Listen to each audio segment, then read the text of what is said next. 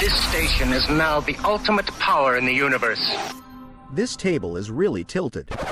Excuse me? Am I gonna get a chance to speak? Maybe I should take that back. Denied. Damn, son, where'd you find this? Take a giant step for mankind.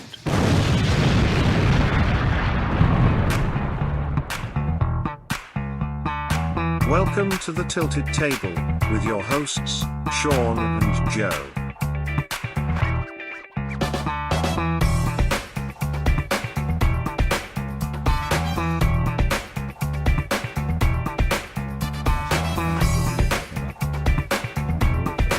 I'll let you know. Okay, I'm done. Folks, welcome to the Tilted Table, the internet's answer to a question that no one asked. I am Sean Landon Clark, one of your co-pilots. And I am Joey Joe, a.k.a. the Fracky Mac, along on this magic carpet ride. Ooh, baby. All right, so today we wanted to talk about the fight between Jake Paul and Mike Tyson. Mm-hmm. Ding, ding, ding, ding, ding, ding, ding. So last night, Friday night, the world saw the return of Mike Tyson after 20 years. Wasn't it 20? Well, technically, there was a fight during COVID. You know, I'm using my doctoral quote fingers here. Oh, that's right, because he had an exhibition bout. Yeah. And kind of what we wanted to talk about, at least what I wanted to talk about, was the match itself and kind of the state of boxing and what has happened to boxing since Jake Paul, I guess, being the sort of the ringleader of this sort of new movement. You can say that. Yeah, that's altered the sport kind of in a negative way. And talk about the bout itself and whether or not you felt like this was what was going to happen, or if you thought some kind of other thing was going to happen. I'm not talking about the outcome. I'm talking about what your expectations were from this fight. You know, well, I think there's two aspects of this. There's the Tyson aspect, and you and I growing up watching him on TV and the baddest man alive, and then there was the technological experience of watching the fight on Netflix and feeling like I was on a 14.4 dial-up modem. Mm-hmm. With the resolution and the pixelation and the jerkiness and okay. I mean, even I did speed tests on our network a couple of times to make sure the problem wasn't me. Yeah, it wasn't you. No, I think it's gone on to become a popular meme on X now of Netflix's ability to stream a live large audience event like that. You would think they would have the power to do this for two reasons. One, it's this billion-dollar company. They have access to the top levels of power. You think they wouldn't have a problem doing it. I think the other thing that kind of throws me a little bit is like they know that this is going to be probably at least one of the most watched events, if not the biggest that they've ever dealt with of the year, certainly on the planet. Yeah, I mean, weren't they prepared for this? You would think there's with all the technological advancements, there'd be a way to stress test their servers, and right? Let's do like 5 billion streams at some time. But yeah, so as far as the fight in Tyson itself and the state of boxing, I thought the fight previous to that one with the two women was that was the fight of the night. Yeah, Serrano and Taylor, for sure. And actually, I was watching, I think it was ESPN, or it could have been maybe some other sports channel, but they were talking even before the fight how that would be the fight of the night. They were already saying that the Tyson, Paul fight is going to be kind of a joke, that the actual real fight, the main event, is going to be Katie Taylor and Amanda Serrano, and that was going to be the best fight of the night, and that's the one that people should be watching. And it was. But the crazy part is, as we were sitting on the couch, I think I'd mentioned, I haven't watched boxing in years, and Cookie knows absolutely zero about boxing. And when after the fight was done and they read off the scorecards and who was the winner of the fight, even she was like, this is rigged. There is no way that Taylor won that fight. Serrano connected 100 and something more punches than she did. Mm-hmm. And rocked her a couple times in the different rounds. It was not even competitive, at least in my view. So I don't know how that all works. Yeah, and she actually lost a point because of headbutting. Mm-hmm. And she kept jamming her head into Serrano's face. Yeah, I agree 100%. And a lot of people came out and said it was highway robbery. I don't know enough about boxing to know how they score specifically. But from my perspective, yeah, Serrano won that fight. Yeah, so hands down. It wasn't even close. So I don't know. Was it rigged in her favor? I don't know enough about these boxers to say why she would be somebody to rig a fight for or to score it unfairly for her.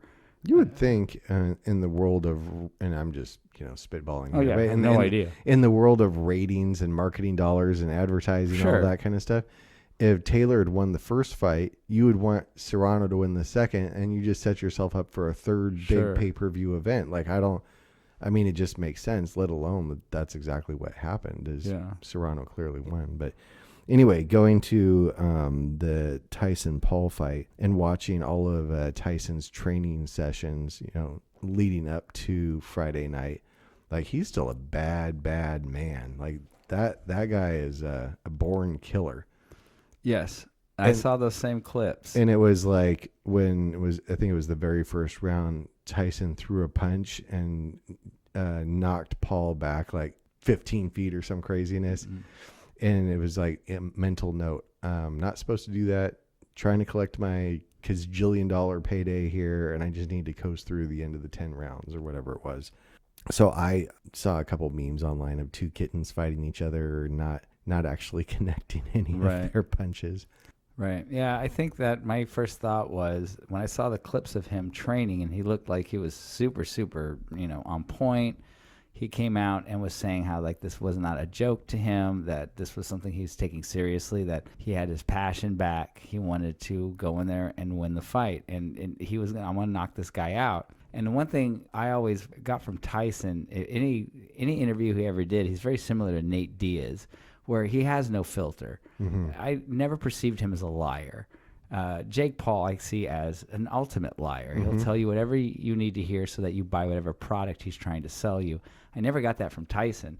Tyson would openly say things that were very, very much authentic. He's a very authentic person.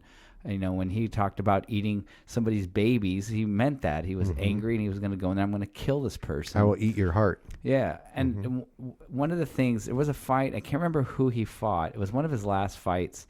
And at the end of it, he openly said, the post-fight interview, he's like, I want to apologize to everybody that bought this pay-per-view. My heart's not in it. I really didn't train. I have no interest in this. It was just a payday to me, and I shouldn't have done that. Like, he basically said that. So he's always been, like, super authentic. Mm-hmm. So when the Paul fight comes up, and he's openly saying, like, I'm back. My passion's back. I want to do this, and I'm going to go in that ring. I'm going to kill this dude. I 100% believed it. And you see all these clips completely. Of him. Yeah, and you see all these clips of him training, and he looks super good. Oh, man. Yeah. Like, nobody would want... you couldn't pay me enough money to step in the ring with him. Right? And then there was one of his trainers, this old cat, said, and there's a famous clip where he's like, Mike, you look, you're faster than I've ever seen you, and I've known you since you were 13 years old, and so I'm buying all of this. Like, this is truly authentic. And even prior to the fight, they asked him, like, what, it asked Tyson, like, what do you predict for this fight? And he said, vicious knockout. And I'm just like, okay, he's going in there, full balls out, and he's going to rock this dude. He's ready for war. Now, when he walked out and he got into the ring, that's the first thing I noticed about him was just like, he didn't look like he was particularly interested. And I'm like, son of a bitch. Yeah. Did he just lie to me? You never lie, Mike. Yeah, the walkout was a little bit on the underwhelming side for Tyson. And then, they start boxing, and he clearly can't move all that well. He's kind of lumbering around, and he just didn't look like he cared. And, Jake takes some shots. He takes some shots. But it seemed like by the fourth or fifth round, neither one of them were really interested in doing much. Mm-mm. Well, it's, again, going back to the training montages and whatnot, and his cardio fitness level and his punches behind, his power behind all of his punching. I mean, it was like watching Ivan Drago training montage. Yeah, very similar. And being able to, do long rounds, 10, 15 round intervals. Like, he had all of the fuel in the tank, so to speak. So then for him to stand there and then kind of shuffle along, and the commentator's like, he's weak in the knees, his legs are gone. You're like, well, am I watching the same person? Right. Yeah. I had a hard time buying it. And even in his training, he, those guys wear all those pads, the sparring partners. He cracked the rib of somebody hitting through the padding. Yep. So I'm just like, that Tyson that I saw in those montages, that's not the person I'm seeing in the ring. Nope. And I don't know how much of it was calculated. Like, I don't trust anything that Jake Paul does or any of the Paul brothers do. It's all a scam. It always ends up being a big scam. This was really no different. I'm a little upset I bought into it. Now, whether or not Tyson did all this purposefully, and he went out there and he's, I'm going to make it look a certain way, we're going to hype this fight up, but when we get in the ring, we're not doing anything. But I think that's what happened. That's what it felt like to me. I think it's sad that, you have someone like Mike Tyson that his whole career, he has been, I think, a truly authentic person. I think this is the first time I'd ever seen him where I don't think he was being authentic. I think he basically went in there and I think he snowballed everybody thinking that he's coming back hard. And I'm going to go in there and knock this kid out, which I think he could. I mean, Jake Paul does train. He is a boxer, but he doesn't have the skills of Mike Tyson as a boxer. I don't care if there's a 30-year age difference. And it's just a matter of whether or not, Tyson would go in there and say, I'm going to use the first 2 or 3 rounds. Because my prediction was this. And this is my prediction based on Mike Tyson going in there as the authentic Mike Tyson that he portrayed himself to be, that I'm going in there to really box this kid, and I got the passion back. I'm gonna knock this kid out. I was saying if he goes longer than 3 or 4 rounds, I think Jake Paul can win, because even in his prime, Mike Tyson was not good when he got into later rounds. He was so used to kind of knocking people out within the first couple of rounds. So my prediction is that if he doesn't knock out Jake Paul in the first 3 rounds, and Jake Paul can somehow survive this into the 4th or 5th round, then Jake Paul might have a chance at winning this. But when the actual fight started, and I saw what hands down was the most boring fight I've ever seen. I knew it was like glove chewing. Yeah, it's just, the whole thing was just, it was so painfully bad. Like, even if you're gonna, let's assume that it was scripted, and that Tyson is going to show all this stuff in montages where he's super dangerous still, and get us all psyched up. And yeah, I'm going to go in there, but we're going to go the 8 rounds. No one's going to get knocked out. I guess Jake wins the fight through a decision. You think they would have done a better job of faking it. And they didn't even do that. Like, It just totally burned me a little bit. I was just like, this is, 2 guys standing in a ring and just shuffling around. Yeah. I would rather watch paint dry. I don't disagree with that at all. Yeah. I had high hopes growing up when I would say I was probably like 6 or 7. So this would have been 1986, 87-ish. This is Tyson and on his come up. And I used to go over to Uncle Louie and Uncle John's house. My family's all came from Portugal. And the great aunts would be in their house coats, chain smoking Marlboros in the kitchen. And we would watch the Tyson fights. And the older part of the family would be all pumped. So I have very fond memories of watching, young Mike Tyson and following his career. So leading up to Friday night, I was like, man, he's back. The killer is in the house. Yeah. And when the fight started and he just started chewing on his glove, I'm like, I know he has an oral fixation, but come on, man, like throw a punch, at least like try. Yeah. And other than that one power punch in the very beginning, like that was it. So I'm with you, man. I was disappointed. I hope he got paid out. Yeah. I hope he got like $20 million. $20 million for showing up. Yep. And Jake Paul got 40. Wow. Yeah. They both got paid nicely for that. And that's the sad thing, I think, more than anything, is that, the average high school graduate in their entire lifetime has a earnings of about 1.6 million. And Jake Paul got paid basically 35, 40 times, that, for what amounts to about a half hour, if that. Yeah. And that kind of burns me a little bit, that, like, at least you could have gone out there and at least put on a good show. But again, I think it's this idea that boxing now has become this thing where it used to be, and again, I grew up on Mike Tyson as well. I'm a little bit older than you, so when you're talking about, what did you say, 85, 86? Yep. So I'm 10, 11 years old, and there would be these big pay-per-view events, and here comes Tyson, and he notoriously will just absolutely devastate a boxer. First round, like 20 seconds in. Yeah. And it would, but at one point when he did become champion, they had there was always one boxer, somebody that was like, this guy will give Mike a challenge, and then Mike would get in the ring and absolutely drop this person, and then it'd be somebody else and somebody else and somebody else, and it was one after another. He was so electric, and I get it. He's 58 years old, and I think people are still latching on to like the baddest man alive, even at half of bad man alive, probably could handle a lot of these boxers. But someone like Jake Paul, you think that this would be a fight that like, okay, now he's back. Like there's always that belief that Mike Tyson, no matter his age, can still do this. Only determining factor would always be how much he's into it. And he convinced me that he was into this and he looked good. But again, I think it's part of that is that nostalgia trip where people really want to see Mike Tyson again. And I think we were convinced that we were going to see some flashes of that, and got none of that. And that really burned me. Because again, if it's fake and it was scripted, at least make it look like he could have done it. Like, does that make sense? Yeah. Well, Put on a better show. Yeah, I think maybe in his no pun intended, but in the back of his head at 58 years old, you don't want to get rocked and bleeding on the brain or concussions or whatever after everything you've gone through in your life. So it's like, I get it, but that should have been decided more up front. Sure. Yeah. The one thing that it's sad about boxing is that, again, I was referring to this earlier, that I think in the past there was this climb that boxers would have to do. You start in the amateur ranks and you go professional, and you're beating this guy and that guy, and you slowly get to this spot where you can now challenge for the championship. And it seems to have turned into what seems to me more like WWE or WWF kind of wrestling, where it's not your track record as a boxer that gets you to the contender level. It's clout. It's being an influencer. It's money. And someone like Jake Paul, who has done nothing to prove that he can actually box a real boxer. The only real boxer he ever fought was Tommy Fury, who is a midline British boxer, who most experts say at best is average, maybe slightly above average, and he lost to that guy. That's the only loss he took. So at the end of the day, like, why is Jake Paul the face of boxing? Why is he somebody that can set these kinds of fights up? Why doesn't he go through what every other boxer has to go through? These sort of challenges. You got to fight real people and work your way up.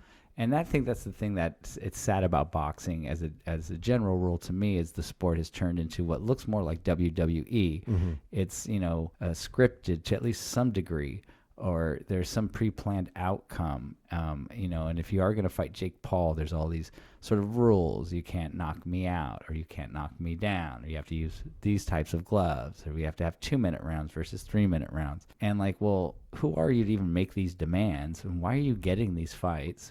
Why is everybody watching you box? You haven't proven that you can actually do this. Well, what's important is the flash, the clout, the influence level. And I think that's sad for boxing. I was actually really excited to watch the fights, and I think the biggest loss Friday night was actually for the sport itself, because on some of the undercard fights, I actually really enjoyed it. Yeah, those were really good. To the point that I was actually looking up on my phone, like, oh man, I could totally get into this. When are the next matches that are coming up? Like, I will be a regular viewer of these matches.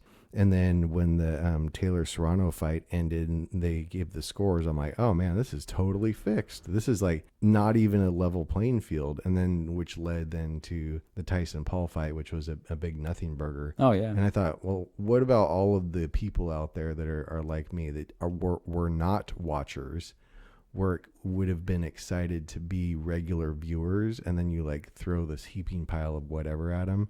It's like, yeah, now, I'm not going to go do something like that. Sure. I guess I'll go watch UFC. I'm not going to watch boxing. Right. Yeah. You just alienated everybody that watches boxing, and an opportunity to bring in new people got, sideswiped. So now those people don't want to watch it because they look at that, the Taylor Serrano fight and go like, wow, what a great fight. And then you get the end of that fight and you're like, well, wait, that seems rigged to me. Who got paid? Right. Yeah, the sport of boxing at this point, I think, is dead. And I think that's the sad reality, and I think it's sad for that sport, because you think about, any major sport, whether it be like baseball or basketball or football. Can you imagine it getting to a point where it becomes this? And you just destroyed, decades and decades of an amazing sport just because you've allowed it to turn into this. I guess I don't know what you call it. It's just I guess WWE or just as a mockery. It's just a big joke. Well, I mean, I guess one of the other big takeaways from Friday night is we actually got to witness the death of a sport. Do you think that was the final nail in the coffin? I think you got served up millions of people, millions of potential viewers and regular viewers, and you just completely blew it. Yeah, I agree. It could be, if you look back in history, maybe 20 or 30 years from now, that this night was the night that boxing officially died. Mm-hmm. Yeah, and it's weird. It's almost like you don't see it coming. It's like that the frog boiling in the water, right? And so the analogy being that if you boil a pot of water and it's fully boiling and you throw a frog in it, the frog is going to try to jump out immediately. But if you put him in cold water and slowly turn up the heat over a period of time, by the time the frog realizes it's in boiling water, it's already dead. Yep. Yeah. So I think boxing may have experienced that. Like, it's like, wait, how did we even get here? Like, I just don't remember, what happened. Just one day, this event happens with the great Mike Tyson fighting some, bullshit dude from the internet, and suddenly we watched what may have been like the final, nail in the coffin for this sport. Mm-hmm. It's done.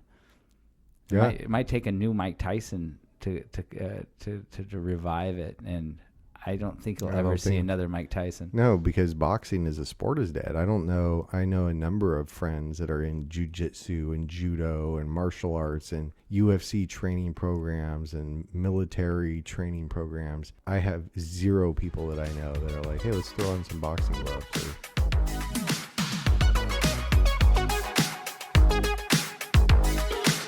Ladies and gentlemen, may I have your attention, please? Leave a like on the video. I know you're enjoying this. Can you shut up? The internet's answer to a question that was never asked. The Tilted Table with Sean and Joe.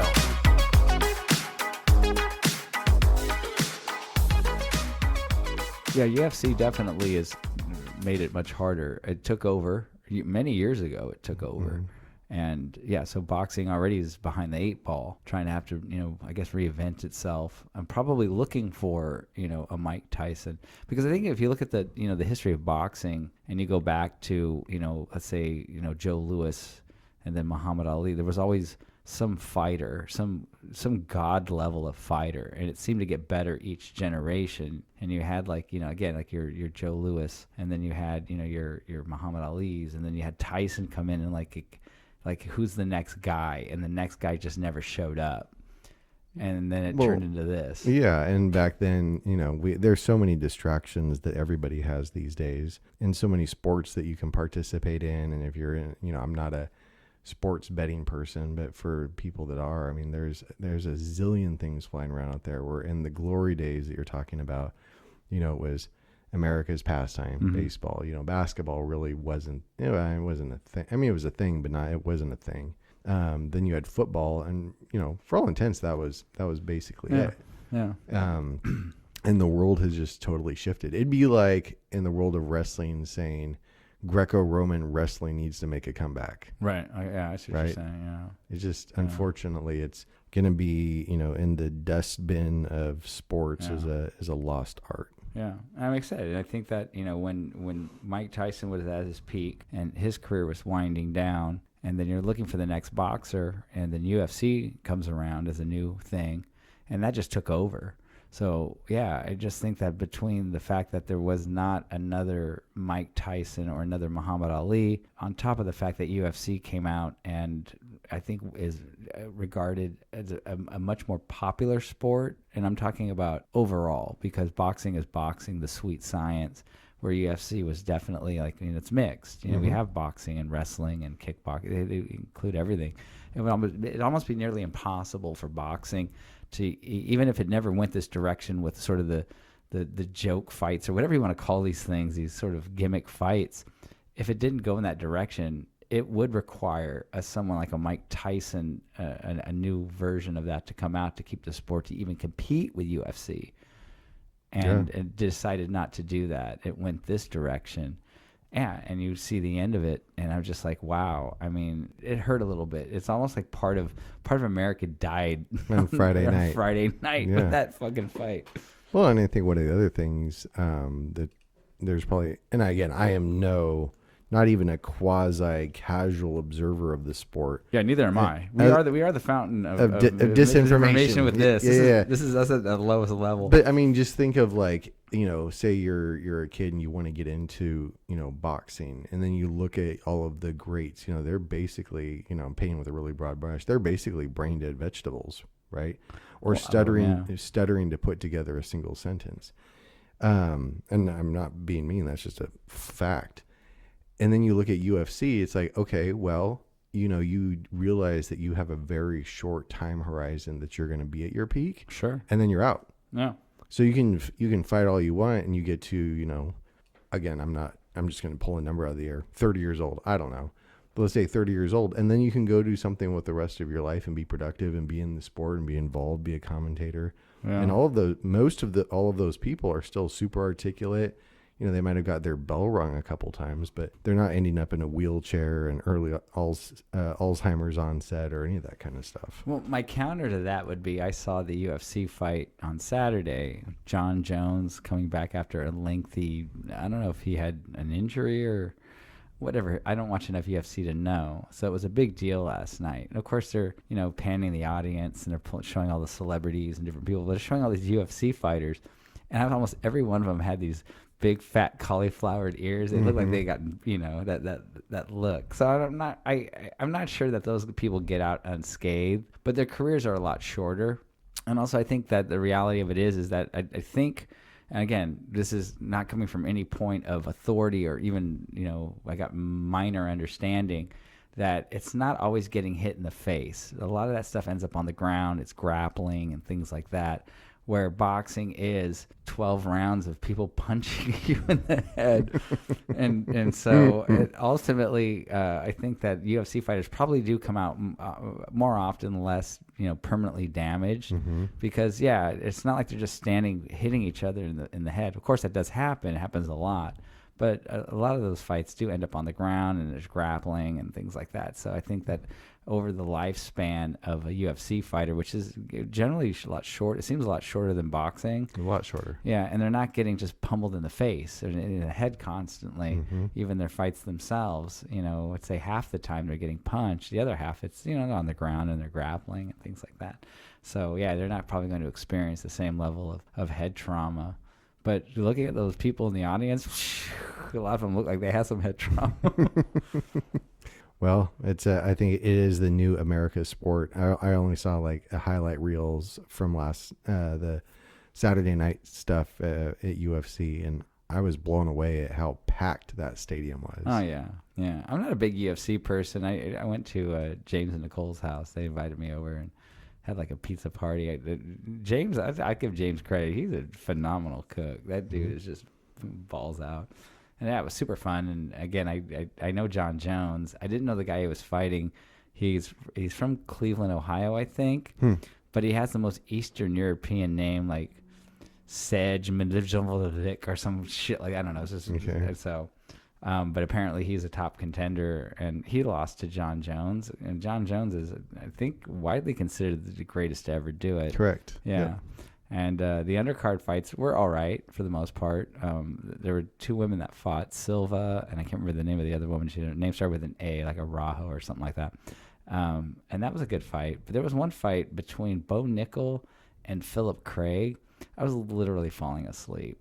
My first thought was like, is this Tyson versus Paul? Because they're just kind of standing there and they're not really doing much of anything. So I'm not a big UFC fan, but I mean, I understand why UFC is more popular than boxing. And I guess maybe even, I don't know if in the back of the people who are the boxing people, whoever run that organization, or the powerful people in the world of boxing, if they even, if they like stuff like Jake Paul and Tyson, because it gets views, it gets attention, and maybe they've sort of just relegated themselves and accepted the fact that, we can't compete with the UFC. They're a sideshow. And so this is one way to make money, or at least to somehow get eyeballs onto the world of boxing, is by making it into this.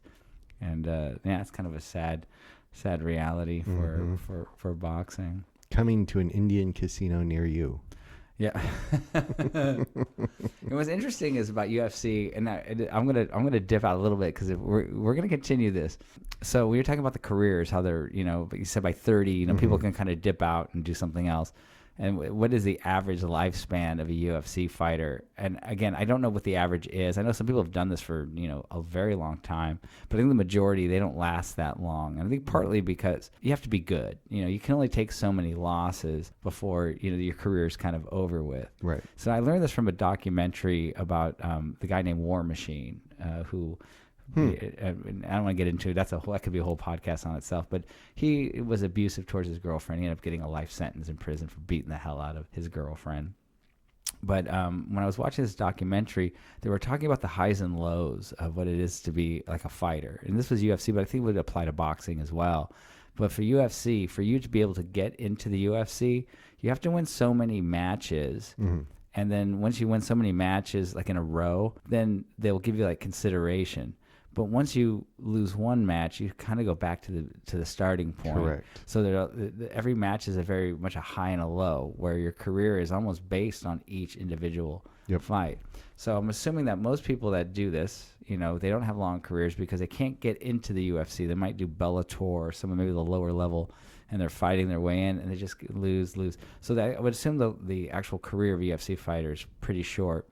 And then you look at the guys that do have long careers, like John Jones. He's been around for a long time. So I think last night at the end of that fight, he was 28-1 and won no contest, right? So that's 28, 26, 30 fights his entire career, and it's well over a decade, right? And this reminds me of the greatest Ultimate Fighting champion, Frank Dukes, from the movie Bloodsport. Do you know who I'm talking about? I do know who you're talking about.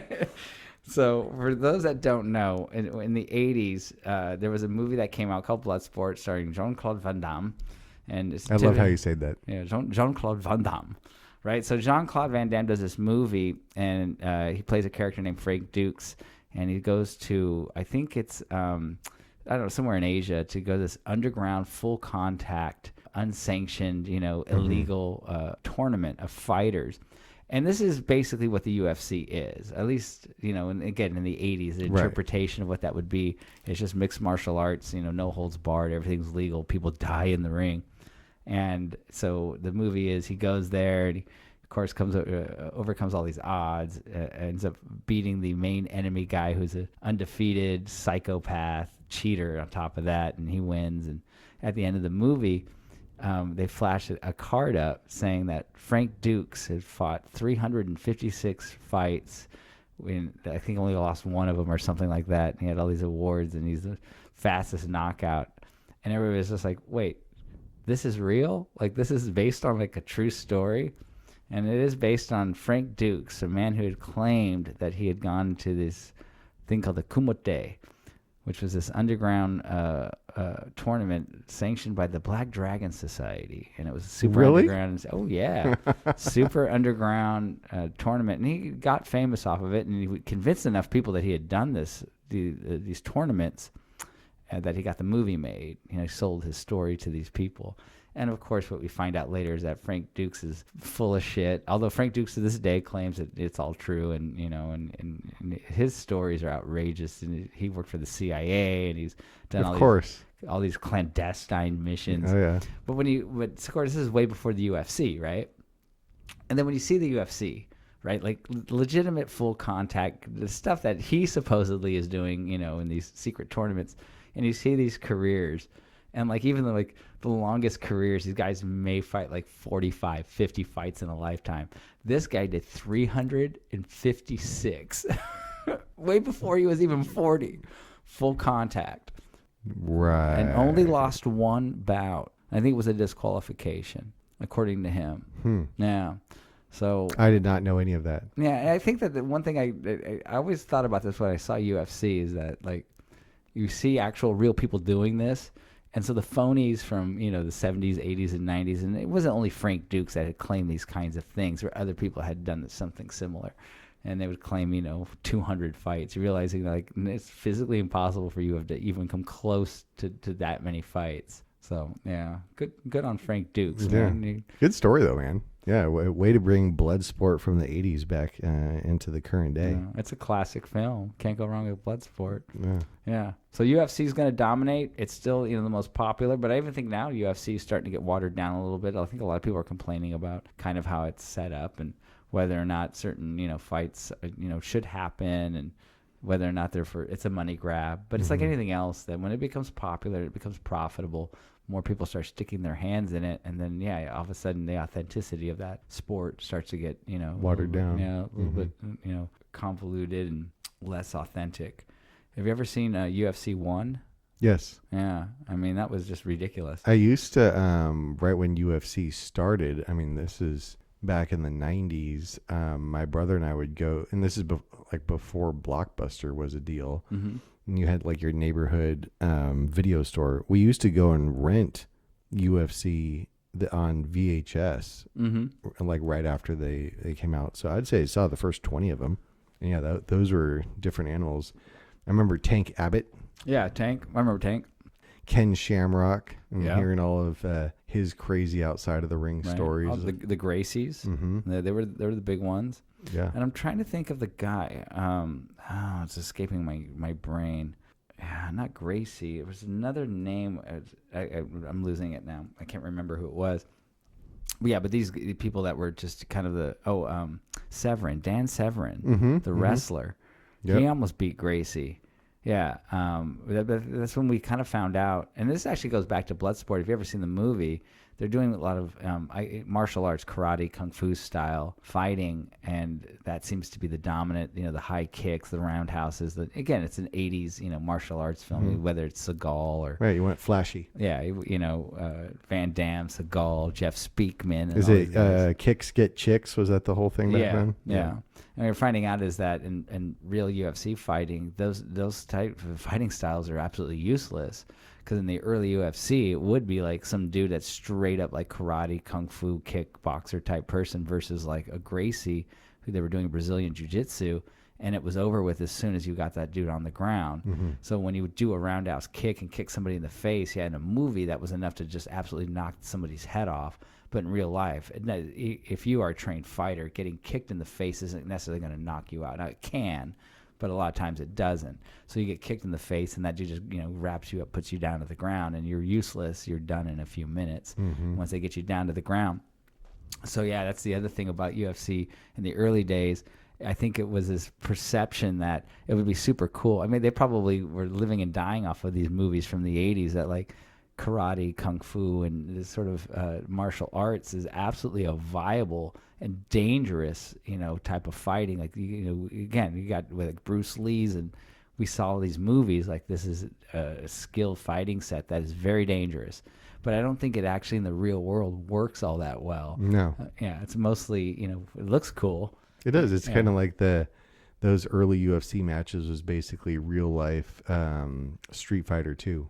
Like choose your character type of thing. Right. Yeah. And those early UFC fights, if you were not good at grappling or wrestling, you couldn't win. I'm not gonna say you never won, but generally speaking, you do your kicks and your punches, and it looks super cool, and you're actually hitting the person. It's effective. But once they got you onto the ground, it was over with. Mm-hmm. And they always got you on the ground. Yep. It was easy to get somebody on the ground. Yep. Yeah. And growing up, especially thinking in the early 80s, there was a big push of popularity for martial arts. So all these kids were joining, these dojos and learning how to, to be Bruce Lee. I want to learn some kung fu, I want to learn some karate, and I'll whip everyone's ass. I've seen it in the movies. Yep. These dudes will take out like 40 people, unstoppable. Yeah, you got to learn how to throw throwing stars and nunchucks. Right. But if you actually use that in a real fight, I guess, if the person buys into what you're doing, like they try to fight you in a manner that fighting style works for, then you can kick someone's ass. But if somebody gets you to the ground, you're screwed. You're done. Game over. Game over. You get your ass kicked. Thank you for playing. Oh, so we're not even talking about the death of boxing. It's not only the death of boxing, it's the death of the myth of martial arts being an effective way of fighting. And what we just come down to is, it's Brazilian Jiu-Jitsu is, I think, the most dominant form of martial arts. And, it's kind of sad a little bit because, when I was thinking UFC, when they, that first debuted, I was expecting to see something that looked like a movie, at least to some degree, where just like spin kicks, and it's not even nothing like that. It's like, just get that dude to the ground and put him in some kind of hold, and he's done. Yep. Armbar, and it's over. It's armbar. Thank you for coming. So yeah, ultimately what we can glean from the Paul Tyson fight is it's just a sad ending to just an amazing sport and an awesome sport. Yeah, and decades of brilliance and really bringing the world together. I mean, these big fights happened all over the globe. Oh yeah. You think of like Klitschko and the Thriller in Manila. Exactly. Or you've got the Rumble in the Jungle. I mean, there's these iconic boxing matches that I'm very thankful that we have, and they were culturally watershed moments. And then just fast forward to Friday night, and it's just sad to see the whole thing go out with a whimper. Yeah, it's kind of sad to think that an entire generation's Thriller in Manila is Jake Paul fighting a 6-year-old Mike Tyson in some match that I wouldn't even consider anything other than some WWE style nonsense. It's somebody I read somewhere that it's kind of like challenging Usain Bolt to a race and then beating him now. It's like, did you really accomplish anything? You didn't beat him in his prime. No, I know. And Jake Paul even made a comment saying he could beat Mike Tyson at any stage of his career. And I'm like, apparently, Jake, you have not looked up some of the fights that are on YouTube. He would have absolutely murdered you. He would have put you in the hospital. He would have caved his skull in. Oh my God, it's ridiculous. He'd be missing both ears. Boxing. Que sera, sera.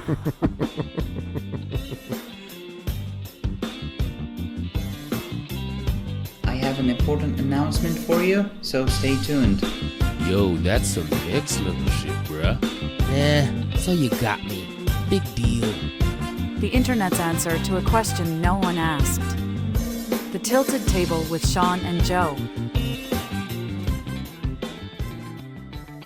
All right, folks. Thank you for joining us for another episode of The Tilted Table, the internet's answer to a question that no one asked. I am Sean Landon Clark. And I am Joey Joe, a.k.a. the Fraggy Mac. And we're going to sit here and wait for the Logan Paul Mike Tyson fight because Logan called him out. And it's not going to be the main event. It's going to be the meme event. It'll be the meme event. Mm-hmm. Ding, ding. Rest in peace, boxing. It was fun while it lasted. Truth. All right. We're out of here.